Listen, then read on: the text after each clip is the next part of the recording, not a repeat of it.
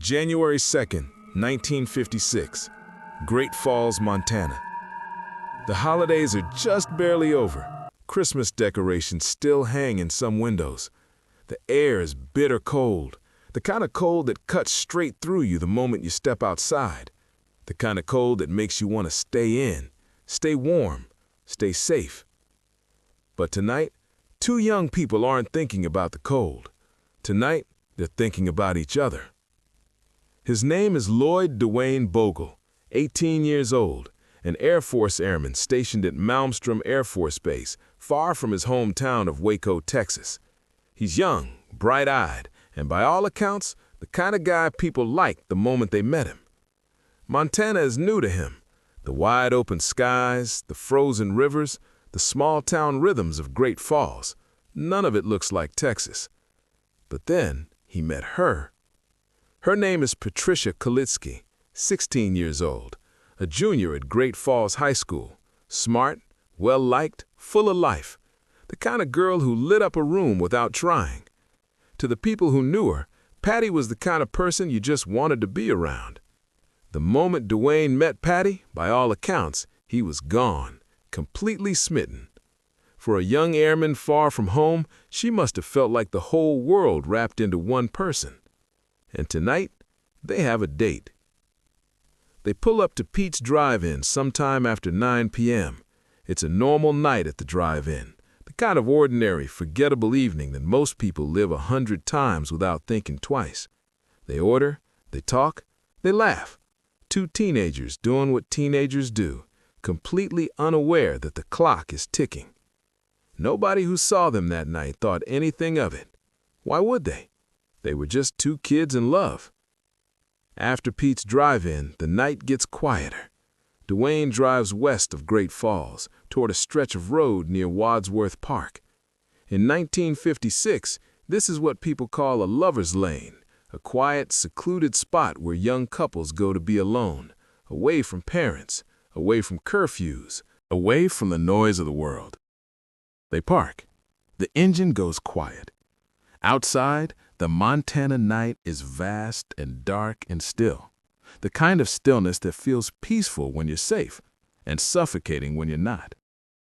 Nobody knows exactly what happened next. Nobody knows at what point the night shifted from something ordinary into something monstrous. There was no witness, no one who drove past and saw something wrong, no one who heard anything, just silence. Duane Bogle and Patricia Kalitzke never came home that night. At first, their families weren't completely alarmed. Young people sometimes stayed out late, and there had even been whispers. Maybe they had eloped. They were sweet on each other after all. Maybe they'd done something impulsive, something romantic, something young people in love sometimes do. So their families waited and waited. But Duane and Patty didn't come home the next morning either. And that's when the waiting started to feel like something else entirely. That's when the silence started to feel wrong. Because somewhere out there, on that frozen Montana landscape, the truth was already waiting to be found. And it was far worse than anyone could have imagined. January 3rd, 1956, the morning after. Three boys set out for a hike near the Sun River. It's a normal thing to do in Great Falls. The landscape out there is wide and open, the kind of place young people have been exploring for generations. They aren't looking for anything. They aren't expecting anything. They're just walking. But then they see it. A car, parked off the road near Wadsworth Park, sitting completely still in the cold morning air. And beside it, something that stops them dead in their tracks. A body. Lloyd Duane Bogle is lying face down on the frozen ground next to his own car. He is 18 years old. He's wearing the same clothes he wore to Pete's Drive-In the night before. His hands are tied behind his back, bound with his own belt, and there are 2 gunshot wounds to his head. He never had a chance. These 3 boys, young themselves, barely older than Duane, are standing there looking at something no person should ever have to see. They don't touch anything. They don't linger. They turn around and they alert the police immediately. Within hours, law enforcement descends on the scene. The car is there. Duane's belongings are there. Everything is accounted for, except one thing. Patricia Kalitzke is nowhere to be found. And that absence, that single terrible absence, tells investigators something deeply disturbing. This wasn't just a robbery gone wrong. This wasn't random. Whoever did this had taken Patty, deliberately, intentionally. She was out there somewhere. The question was, where? The search begins immediately. Law enforcement fans out across the area north of Great Falls, covering ground as fast as they can in the bitter January cold. Every hour that passes feels heavier than the last, because everyone involved knows, consciously or not, that the longer Patricia Kalitzke is missing, the worse the answer is likely to be. They find her the next day. January 4th, 1956. A county road worker is making his way along a rural road, now known as Vineyard Road, north of Great Falls, and there, at the bottom of a 20-foot embankment, hidden from the road above, is Patricia Kalitzke. She is 16 years old. She has been shot in the head.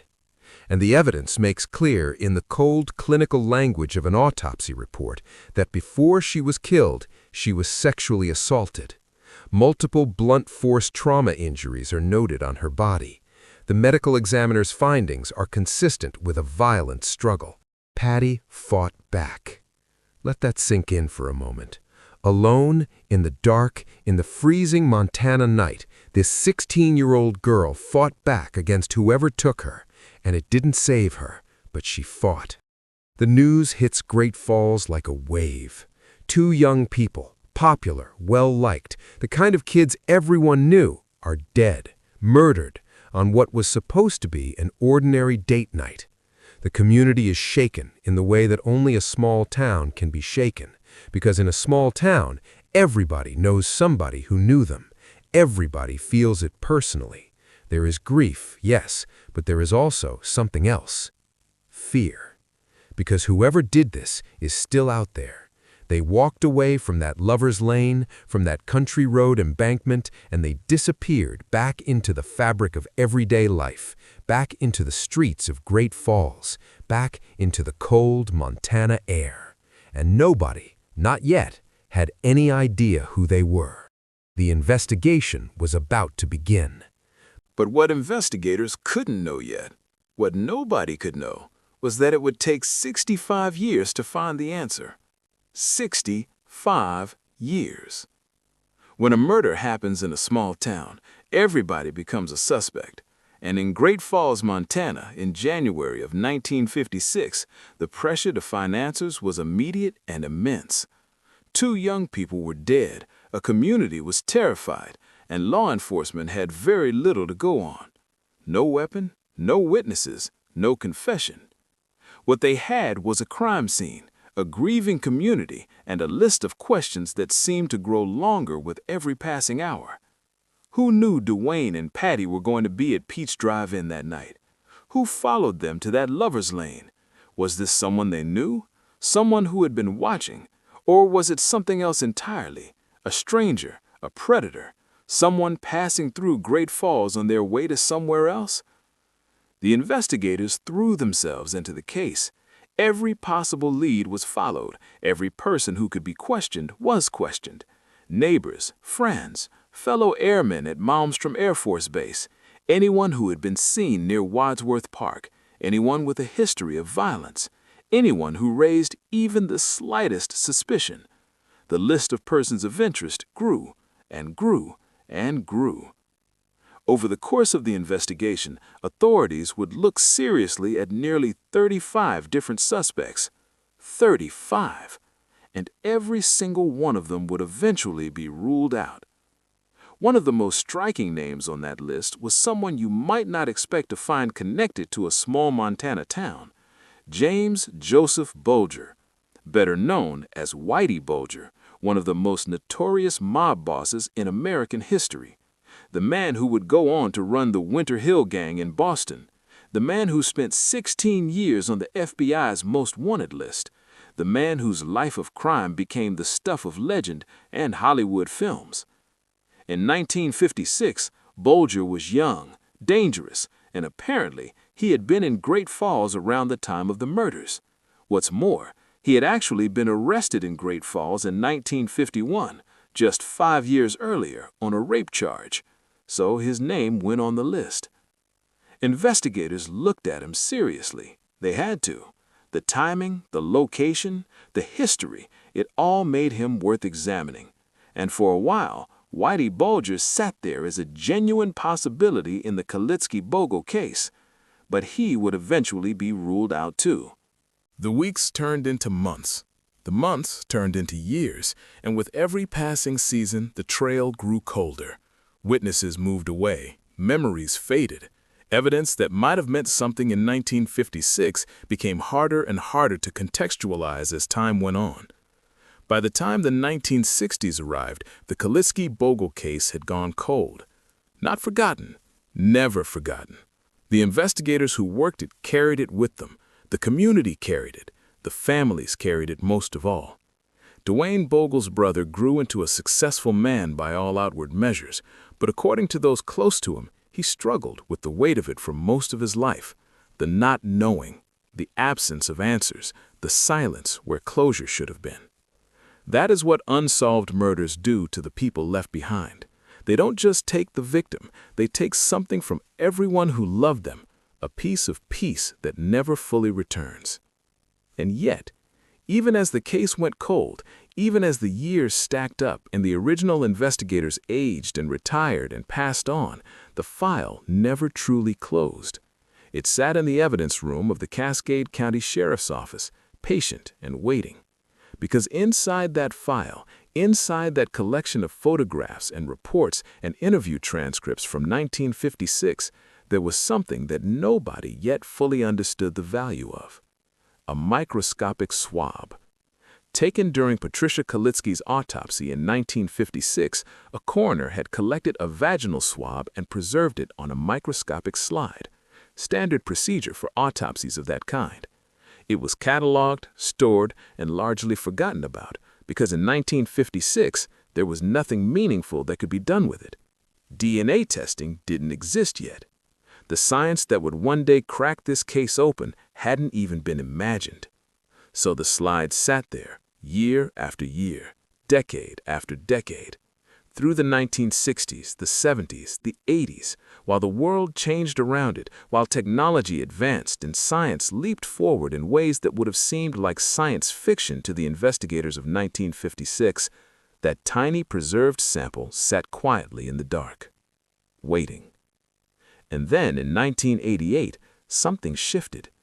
A detective named Phil Madison began working in the Cascade County evidence room, and he came across the Kalitzke Bogle file.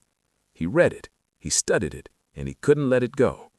Some cases do that to investigators. They reach out from the past and grab hold of you in a way that other cases don't.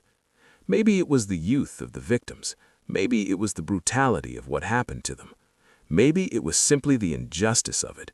2 young people, a drive-in date, a lover's lane, and a killer who had walked away clean for decades. Whatever it was, Phil Madison made a decision. He was going to keep working this case. And in 2001, 45 years after the murders, he did something that would quietly change everything. He sent that microscopic slide to a lab for analysis. The results came back.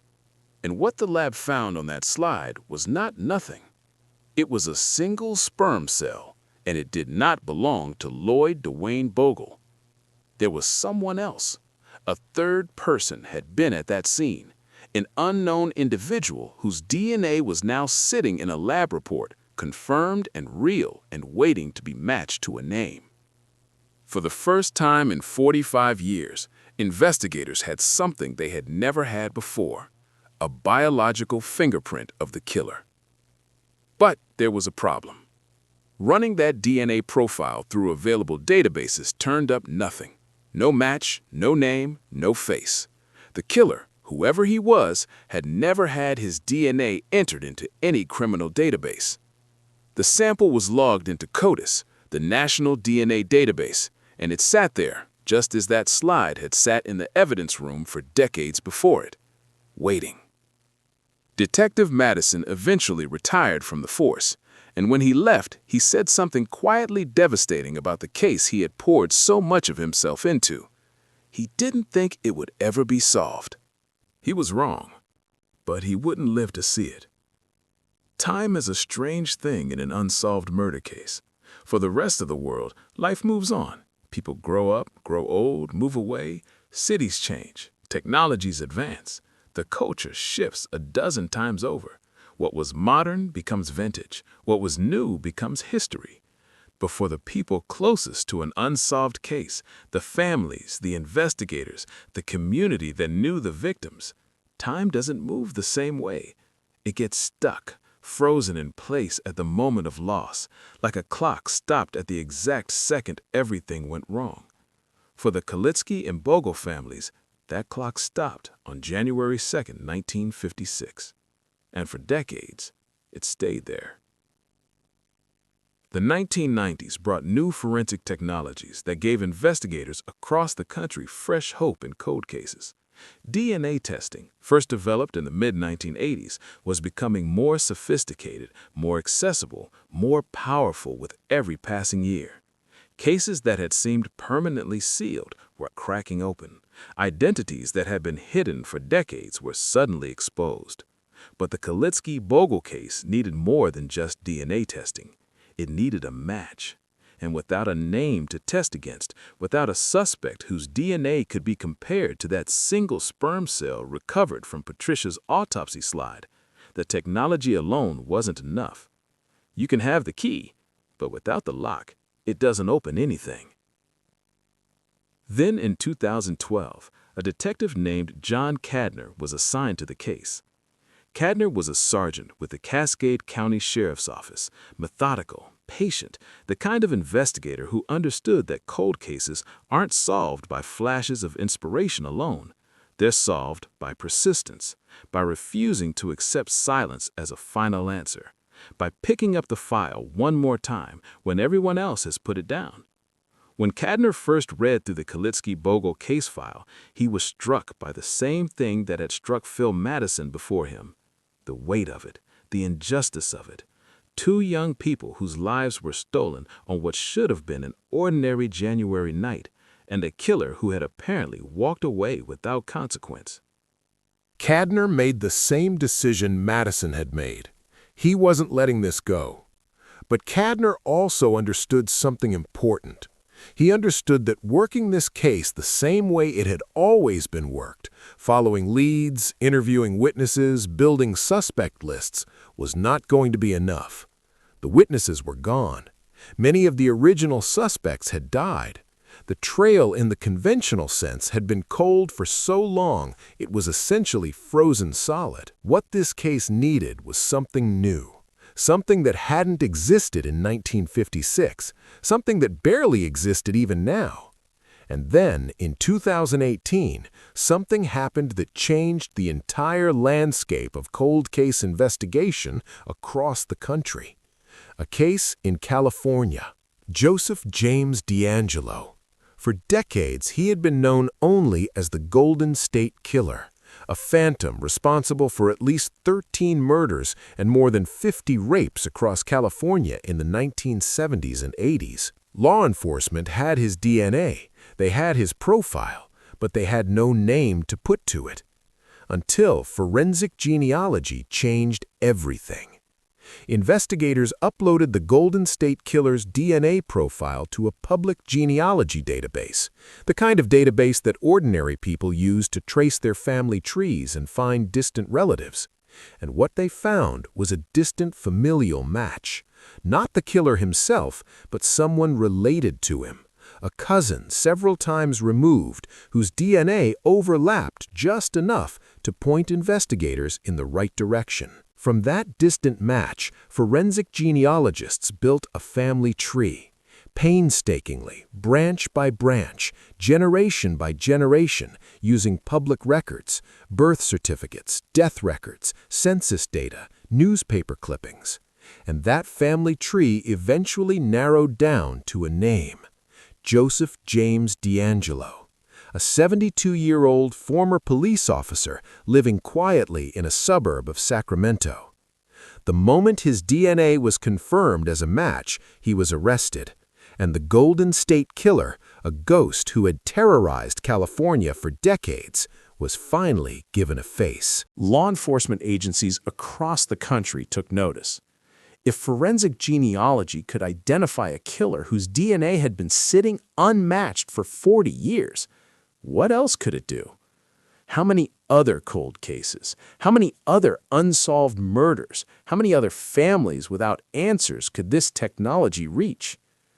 John Cadner was asking himself exactly those questions, because sitting in the Cascade County Sheriff's Office evidence room was a DNA profile that had been logged into CODIS with no match since 2001, a profile recovered from a microscopic slide that had been preserved since 1956, a profile that belonged to the person who had murdered Lloyd Duane Bogle and Patricia Kalitzke on a cold January night in Great Falls, Montana.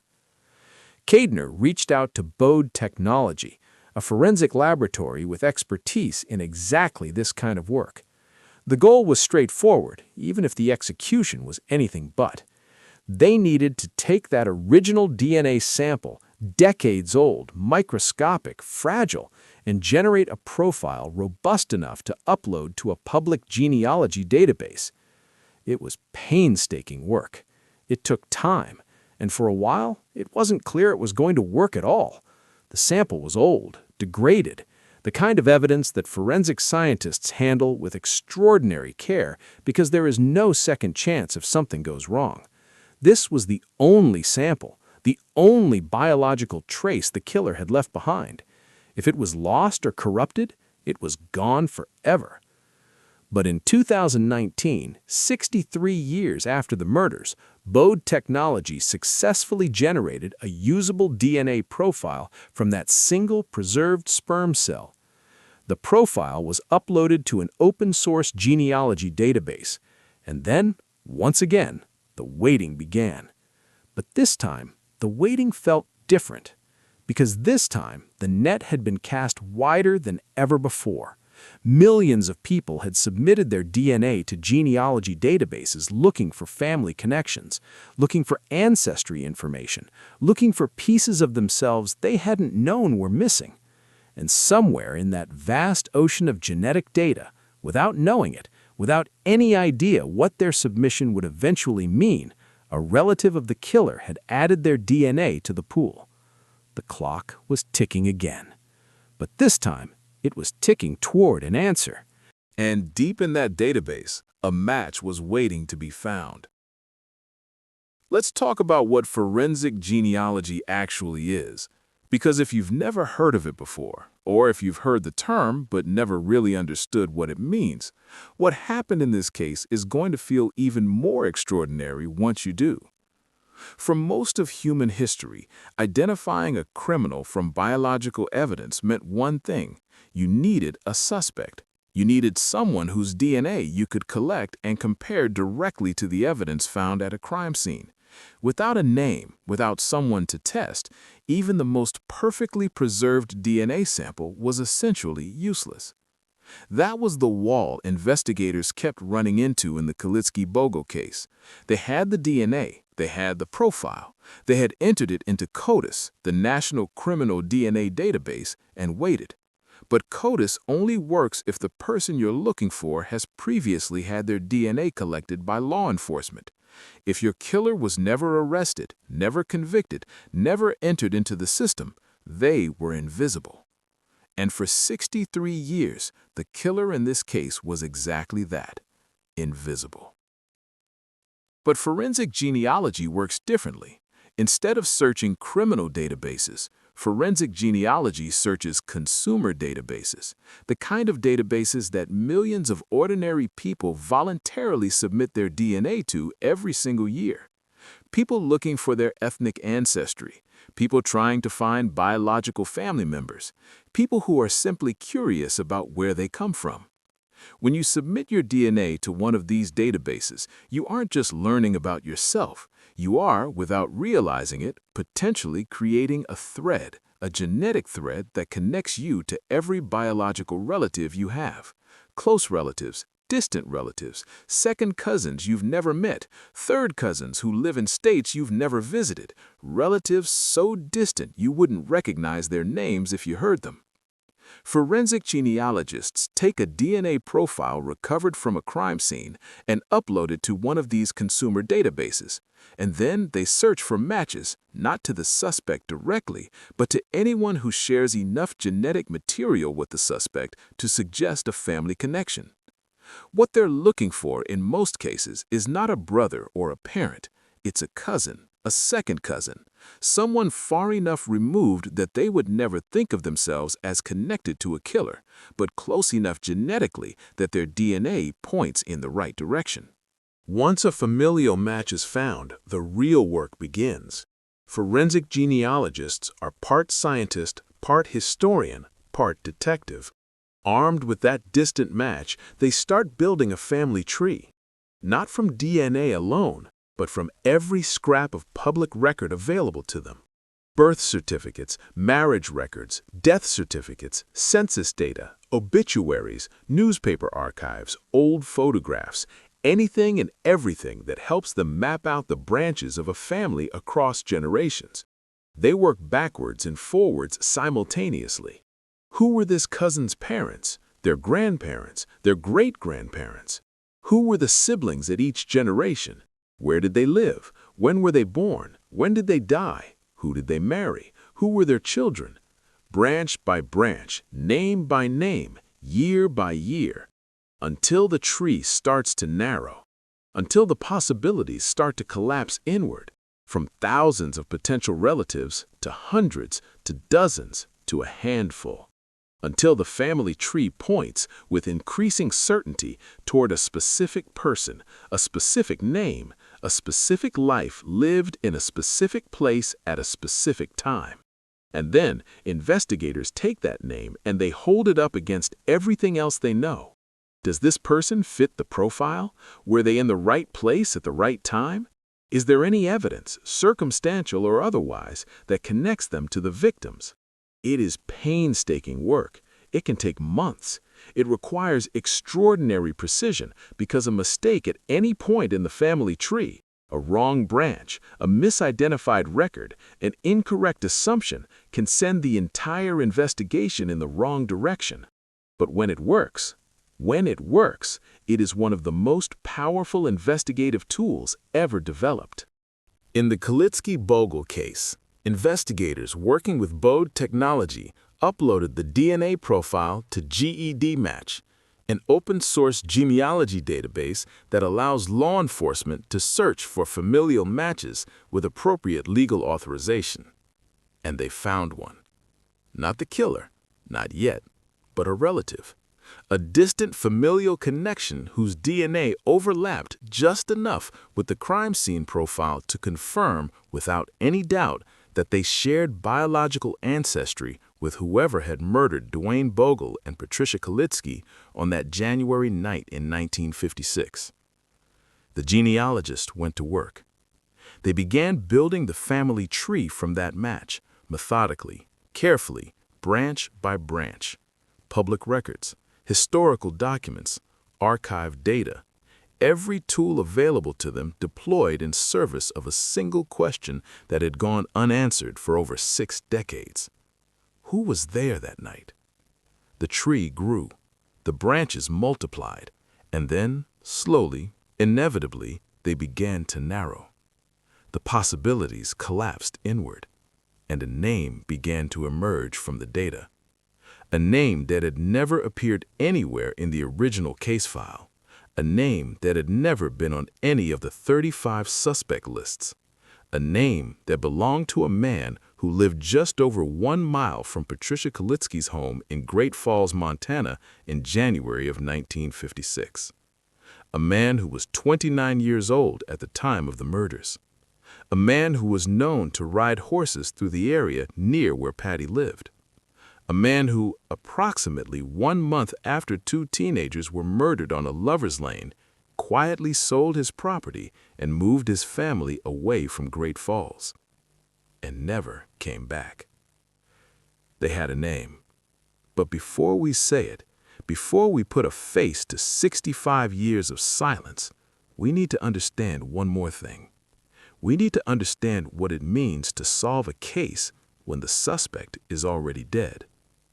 Because Kenneth Gould, Great Falls native, husband, father, horseman, died in Missouri in 2007.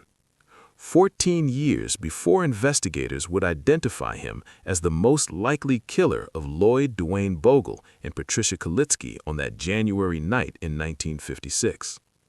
He never faced a courtroom. He never faced a jury. He never had to look the families of his victims in the eye and answer for what he did. He died with his secret intact. Or so he thought. Kenneth Gould. Say the name slowly. Kenneth Gould. In all of the thousands of pages of investigative reports generated over 65 years of searching, in all of the interviews, the suspect lists, the dead ends, the near misses, that name appears exactly nowhere. Not once. He was never interviewed, never questioned, never looked at, never even noticed. While investigators were chasing 34 other names across decades of painstaking work, Kenneth Gould was living his life, moving his family from town to town, eventually leaving Montana altogether, eventually dying in a small county in Missouri in 2007 at the age of 81. And the secret he carried, the thing he did on a cold January night in 1956 to 2 young people who had done nothing wrong, died with him. Or so he believed. Let's talk about who Kenneth Gould was. In January of 1956, Gould was 29 years old. He was a husband, a father. By outward appearances, an ordinary man living an ordinary life in Great Falls, Montana. He had no known criminal history. There was nothing in his public record that would have made him stand out. Nothing that would have drawn the attention of investigators working one of the most high-profile murder cases the city had ever seen. He was, in every visible sense, invisible. But here is what investigators would eventually piece together. Gould lived just over 1 mile from Patricia Kalitzke's family home. 1 mile. In a city the size of Great Falls in 1956, that is close. Close enough to know the neighborhood, close enough to recognize faces, close enough perhaps to have noticed a 16-year-old girl going about her daily life. He was known to ride horses through the area, through the streets and roads near where Patty lived, through the landscape she moved through every day. Whether that means anything, whether it represents something deliberate or something incidental, investigators cannot say with certainty. But they noticed it. And then there is this. Approximately 1 month after the murders of Lloyd Duane Bogle and Patricia Kalitzke, Kenneth Gould sold his property near the town of Tracy and moved his family away from Great Falls. 1 month. In the weeks immediately following one of the most intensely investigated murder cases in the history of Cascade County, while law enforcement was interviewing everyone they could find, while the community was gripped by fear and grief, while the pressure to find answers was at its absolute peak, Kenneth Gould packed up and left. He moved his family to Geraldine, then to Hamilton, then, in 1967, out of Montana entirely, to Missouri. And he never returned to the state where he had grown up. He never came back. Now, none of that is proof. Investigators are careful to say that. Moving after a murder doesn't make someone a killer. Living near a victim doesn't make someone a killer. Riding horses through a neighborhood doesn't make someone a killer. But all of it, every piece of it, fits. And then there is the DNA. The DNA does not lie. The profile recovered from Patricia Kalitzke's autopsy slide in 2001 The profile generated by Bow technology in 2019 from that single preserved sperm cell matches the family tree of Kenneth Gould with a degree of certainty that investigators describe as conclusive. The genealogists built the tree. The tree pointed to Gould, and when investigators asked Gould's surviving children for DNA samples to verify the familial connection, to confirm that the family tree they had built was accurate, the results came back exactly as expected. The match held. One of Gould's children, when presented with the findings, responded with something that has stayed with investigators ever since. She said, "Sometimes you just don't know everybody's secrets." Think about what it means to hear those words, to be the child of a man you loved, a father, a husband, an ordinary man by all visible measures, and to be told that the DNA connecting your family to a 65-year-old double murder is undeniable, that the science doesn't leave room for doubt, that somewhere inside the man you called your father was something dark and violent and monstrous that he hid from everyone who loved him for his entire life. Sometimes you just don't know everybody's secrets. In June of 2021, the Cascade County Sheriff's Office officially announced the closing of the Kalitzke-Bogle case. 65 years after two teenagers went on a drive-in date and never came home, the investigation was over. Kenneth Gould was named as the most likely perpetrator of the murders of Lloyd Duane Bogle and Patricia Kalitzke. Sheriff Jesse Slaughter was measured but clear in his statement. Because Gould is deceased, because he can never stand trial, never be charged, never be convicted in a court of law, the language has to be careful, precise, honest about what can and cannot be proven in the absence of a living defendant. "This is as good as we're ever going to get on a case like this," the sheriff said. And he's right. There will be no trial, no verdict, no sentencing, no moment where Kenneth Gould sits in a courtroom and is forced to face what he did. No moment where the families of Duane Bogle and Patricia Kalitzke get to look their killer in the eye. That moment will never come. And that is its own kind of grief, separate from the grief of losing Duane and Patty in the first place, a secondary wound that reopens the first. But here is what did happen. Investigators finally had an answer. After 65 years of silence, after 35 suspects and dead ends and retired detectives and cold storage evidence rooms and microscopic slides and genealogy databases and family trees built from public records and a single preserved sperm cell from a 1956 autopsy, they had an answer. Duane Bogle's brother had carried the weight of this for most of his adult life, the not knowing, the silence, the unanswered question that sat at the center of a family's history like a wound that never fully healed. According to those who knew him, he was a successful man, accomplished, respected, but the unresolved loss of his younger brother never fully left him. He deserved to know. Patty Kalitzke's family deserved to know. And now, finally, imperfectly, incompletely, but really and truly, they did. Detective Sergeant John Cadner, the man who took over this case in 2012 and refused to put it down, said something after the announcement that captures everything about why investigators spend years, sometimes entire careers, on cases like this one. He said, "You had two young, vibrant individuals that were well-liked among their peer group. Investigators poured their heart and soul into this case. They did. Across multiple generations of law enforcement, across 6 decades of dead ends and near misses and technological limitations and sheer stubborn refusal to accept that some questions don't get answers. They poured their heart and soul into it, and in the end, against odds that must have seemed impossible at times, it was enough."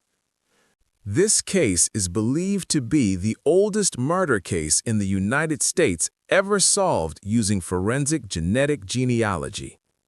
65 years, 1 drive-in date, 2 young lives stolen on a cold January night in Great Falls, Montana, and 1 man, a husband, a father, an ordinary man by every visible measure, who thought he had gotten away with it.